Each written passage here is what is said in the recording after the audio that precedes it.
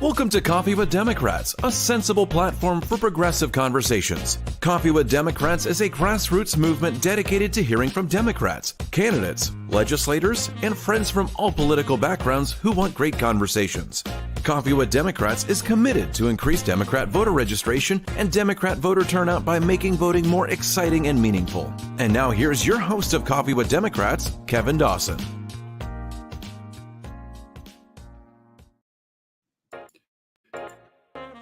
Let me get that turned off. Good morning. Good morning. This is going to be a fantastic day today. We are going to have Beto O'Rourke on here. At least that's the plan.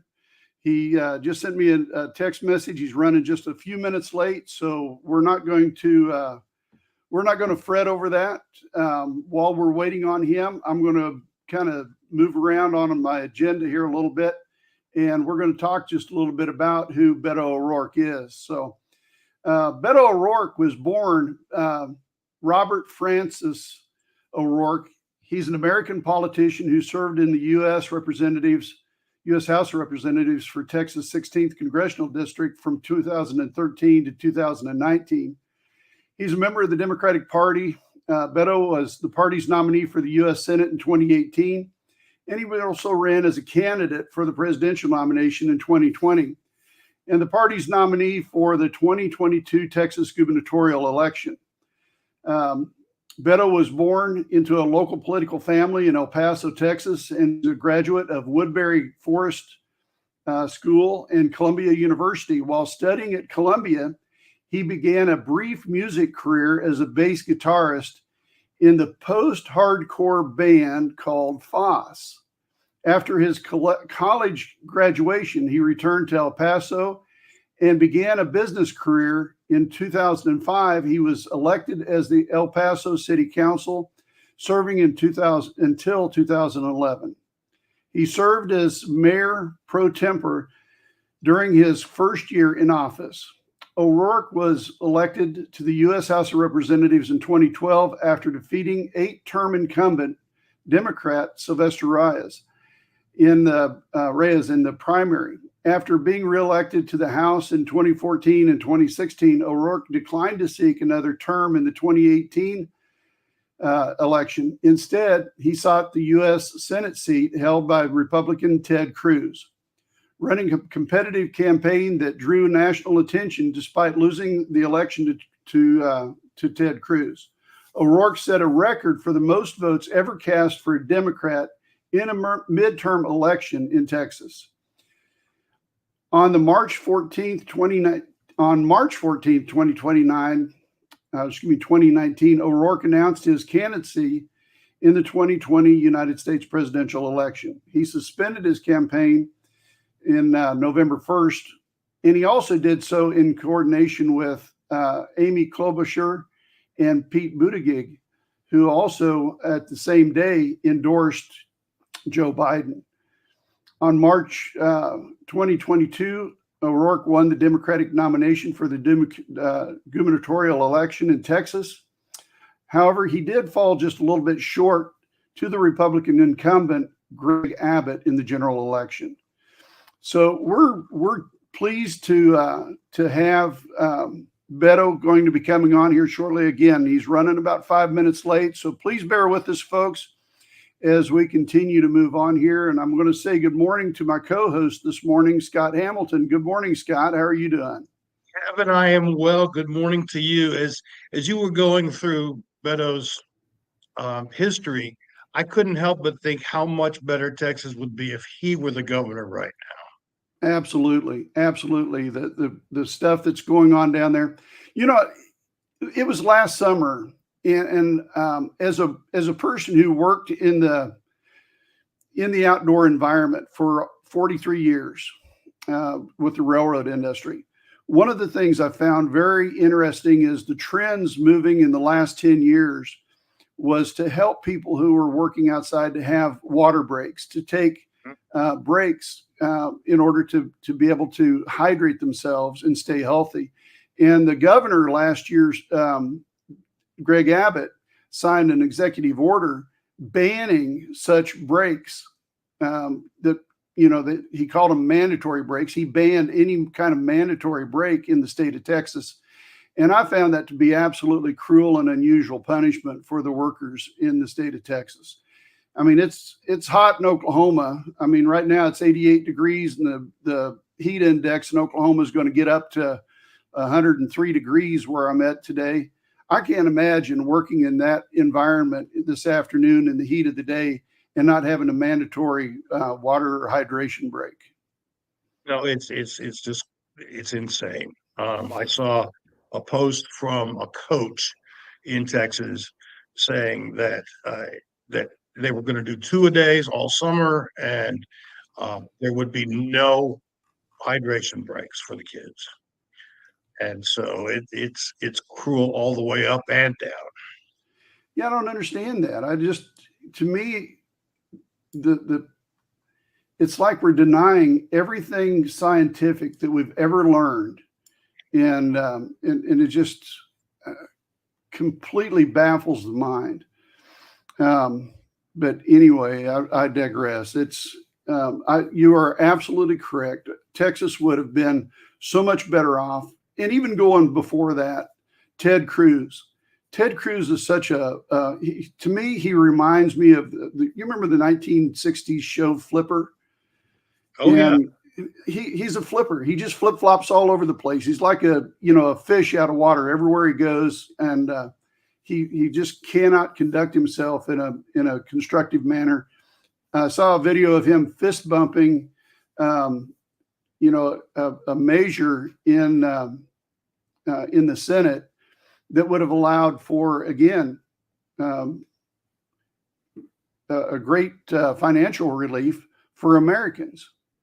And he was fist bumping because he was one of the leading senators to defeat that effort.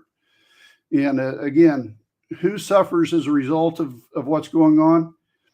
It's the working people. So right. It's really sad. It's a sad state of affairs.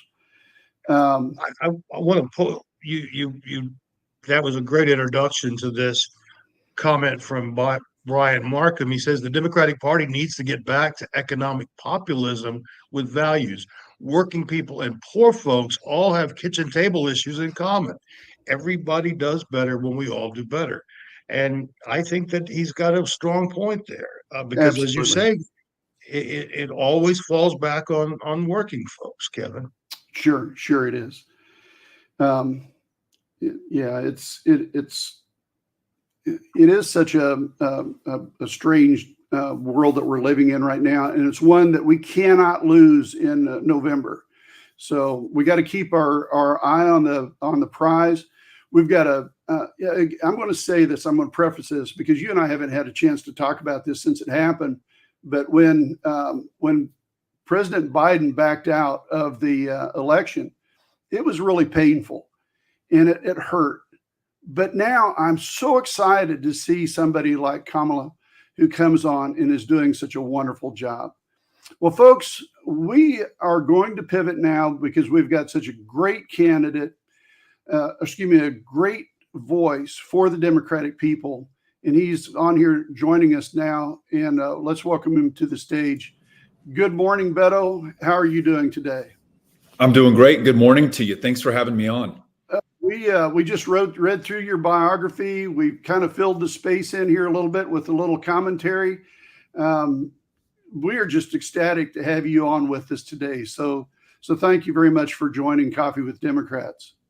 Absolutely. And listen, I really appreciate what you're doing. I think that states like Oklahoma, states like Texas become an afterthought in our party's conversation nationally. And understandably, folks are focused on Pennsylvania and Wisconsin, and Georgia, and Arizona.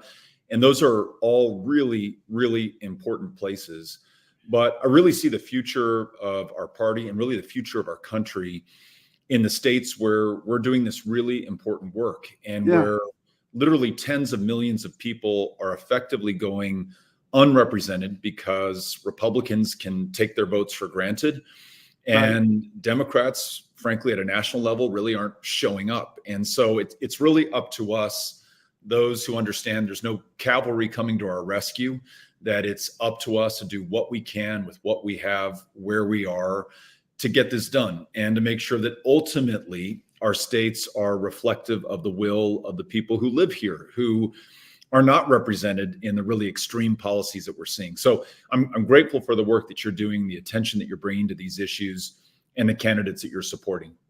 Well, and we are so grateful again to have you on with Coffee with Democrats, and we're going to skip over our normal conversation about coffee. That's how we generally start all of our conversations. We're going to skip over that and get straight into the most important questions and the most important topics that we really need, because your time is limited. You're not going to be able to be on here for an amount of time that we normally will take. But let's talk about what you think at this point is the greatest concern that you have this morning, and some of the positives that you want to pass on to our audience. Job number one is to make sure that we defeat Donald Trump and stop very radical Republicans from driving this country into a ditch. And as we just discussed, I mean, there's important work to do in what are typically defined as battleground states. Right. But there's extraordinarily important work to do in Oklahoma, in Texas, in Louisiana, in Mississippi, in Arkansas, and those places that frankly have been either written off or taken for granted by both parties.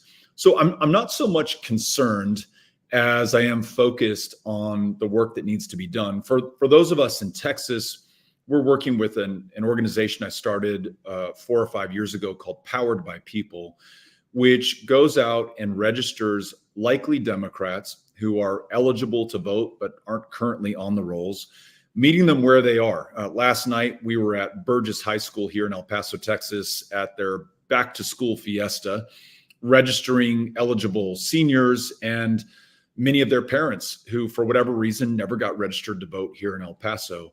The second thing we're doing is for every new registrant, we ask them if we can stay in touch with them through the election process. Texas makes it harder to vote than any other state in the union. We have these arcane, Byzantine, anti-voter laws that left literally millions of people without a voice and without a vote in our last midterm election. So our Powered by People volunteers really serve as personal Sherpas that help these new voters navigate these laws, make sure that they're casting that ballot.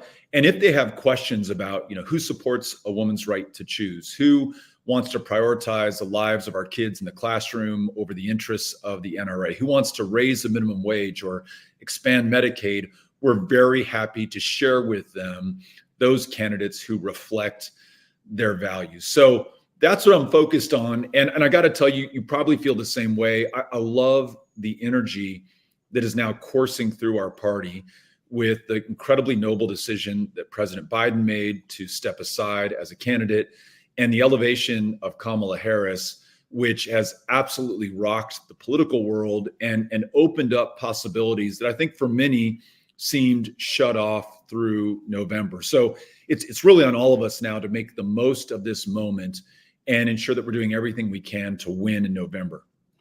And that brings us to our next question that we were going to talk about is, what are your thoughts about Vice President Kamala Harris and being the presumptive nominee as a Democratic candidate to the President of the United States? I couldn't be more excited. I'm actually really surprised. You know the old line that we're not part of an organized party, we're Democrats. But to see Democrats really fall in line, sing from the same sheet of music, row in the same direction, whatever tried old metaphor we want to bring to the table, we're doing it. And I'm so impressed. And I understand there are always competing interests. There are always contests when it comes to ideas and the priority of policies. But I think we're all unified at this incredibly important defining moment about how critical it is to defeat Donald Trump, how important it is to get behind Kamala Harris, and talk about a candidate rising to the moment, the energy that she's bringing to this, the confidence in her speeches on the stump, the bounce in her step, the smile on her face. I mean, it's really kind of electrifying. And it just turns out it's exactly what we needed. And I don't know that any of us, or at least in my case, I don't know that I could have predicted anything like this in terms of just the power that she and her candidacy and all the people who are rallying behind her are bringing to this cause right now. I would say, we're still looking at the odds. We're still the underdogs. Right. This is going to be a really tough slog. We're probably in the honeymoon period of her ascension, and we really haven't seen the worst that Trump and the MAGA folks are going to throw at her and are going to throw at us. But I do feel that we're walking with greater confidence and greater strength, and we're more focused than we've ever been. And I think people know what the work is that we've got to do, and they've committed themselves to doing it. So I feel really, really good about things and about our chances, knowing that there's a lot of hard work in front of us, but very excited to get after it and to do it. I have to agree with you. One of my friends out in Georgia, Brian Hopkins, who ran against Marjorie Taylor Greene, he was just at the rally yesterday, and he just posted a bunch of videos. He and I talked this morning, and he said the excitement from that rally that was put on there was just amazing, electrifying. Just all the metaphors that you just talked about. He said it was just one of the most amazing things. And said he's been to several rallies, including one that he snuck into for Trump. And he said none of them were like this one that went on yesterday. So you remember Scott Hamilton, correct? The executive director for the Oklahoma Democrats.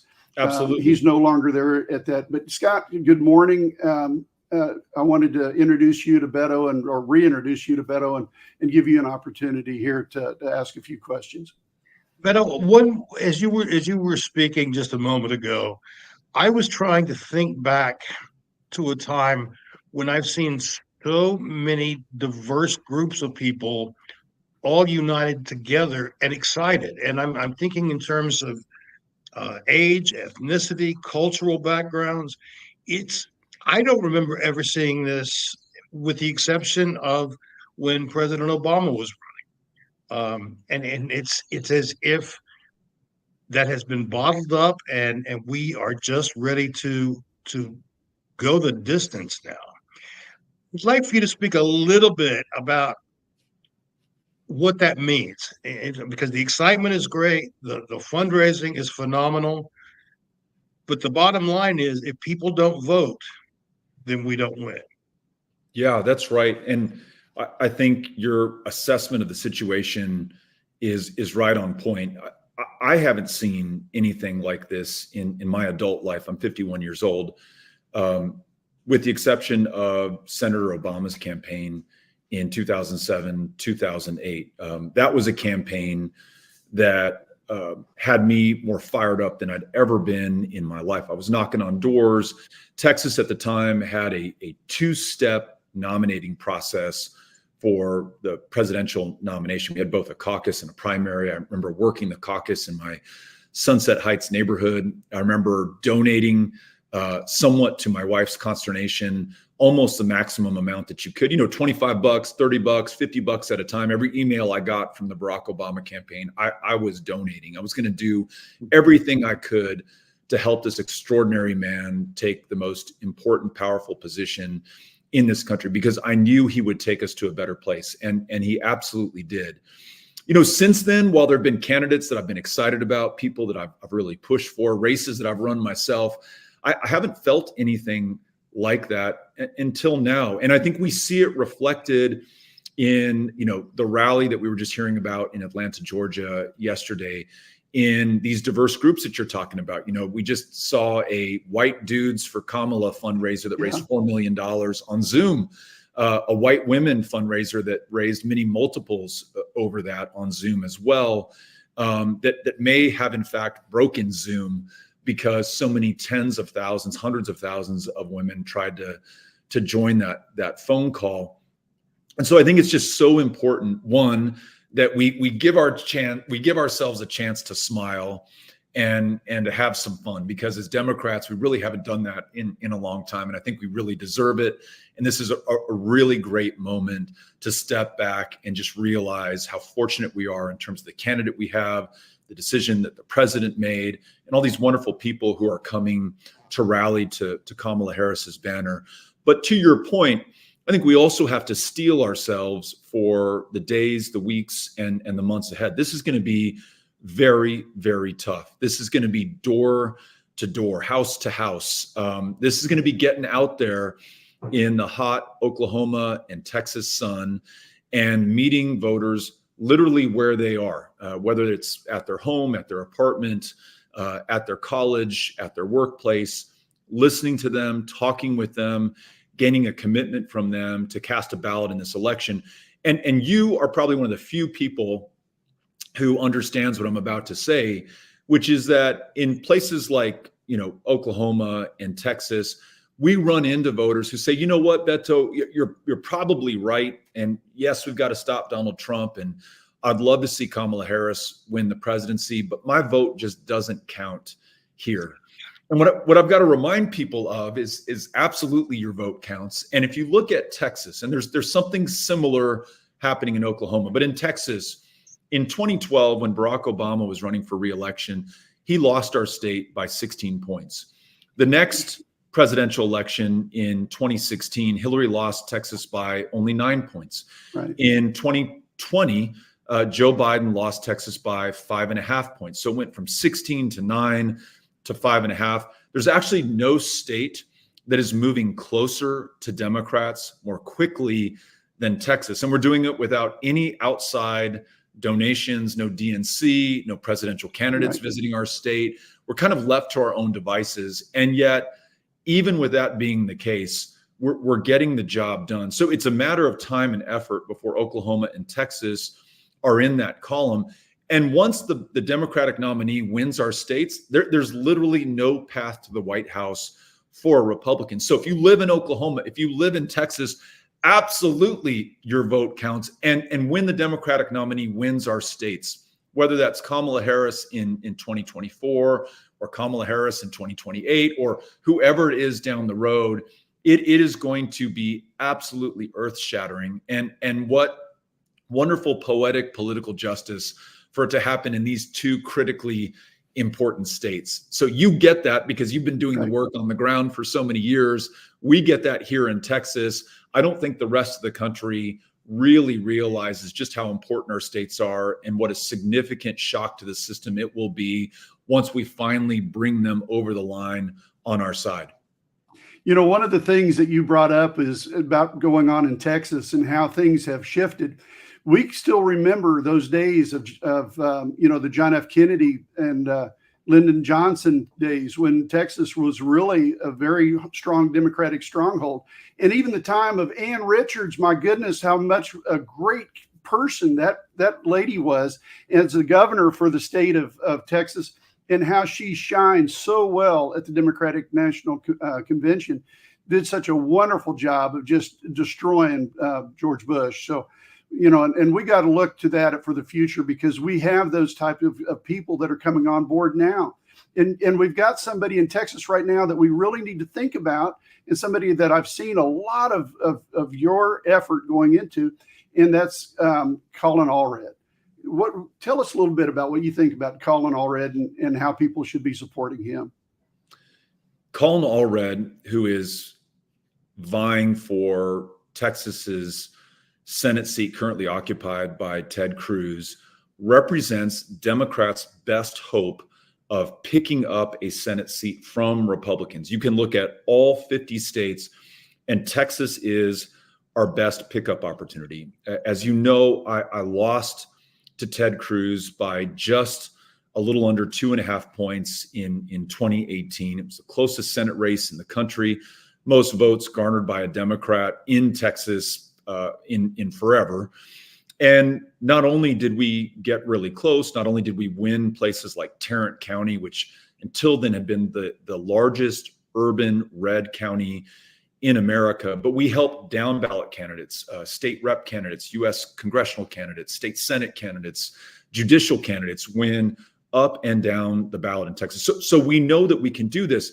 Colin Allred is the guy who can bring it home. In 2018, that same year, he defeated Pete Sessions, an entrenched Republican incumbent who the odds makers said was going to be there for the rest of his natural life. Colin beat him by knocking on doors, by meeting voters exactly where they are, by conveying a message of hope and opportunity and ambition that really resonated in that reliably red district.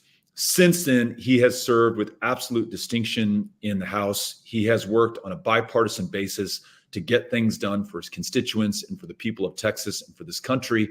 And I really do think he represents the absolute best hope of defeating Ted Cruz, which would just be a wonderful thing in and of itself, but also helping Democrats maintain control by a very narrow margin in an incredibly important institution, the United States Senate. And so this guy, Colin, is hustling across the 254 counties of Texas.